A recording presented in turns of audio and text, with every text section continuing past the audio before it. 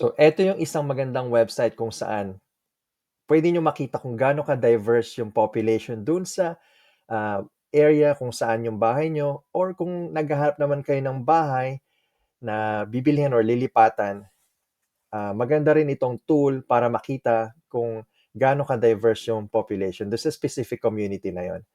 So, pumunta lang kayo doon sa doorinsight.com, type nyo yon, and then once na nakita nyo na siya, punta kayo doon sa data, and then go to map visualizations, and then go down to diversity. Click nyo yun. Ayan.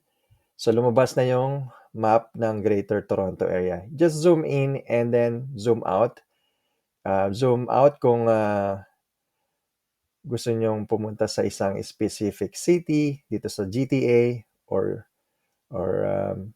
zoom in para makita yung mga communities, right? So, dito sa left-hand side corner, makikita niyo yung filter. Nandiyan yung Asian means green, red kung South Asian, black is purple, other is orange, and then white ay blue.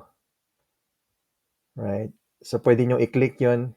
Pag click nyo yung button ng, let's say for example, yung green Asian, so mawawala yung green. Right? Click back. So, makikita nyo kung gaano ka-diverse talaga yung Toronto or Greater Toronto Area.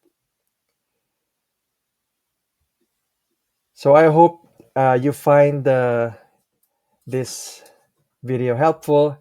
And kung may question kayo, feel free to reach out to me. Thank you so much, and continue watching my videos and subscribe to my YouTube channel. Thank you.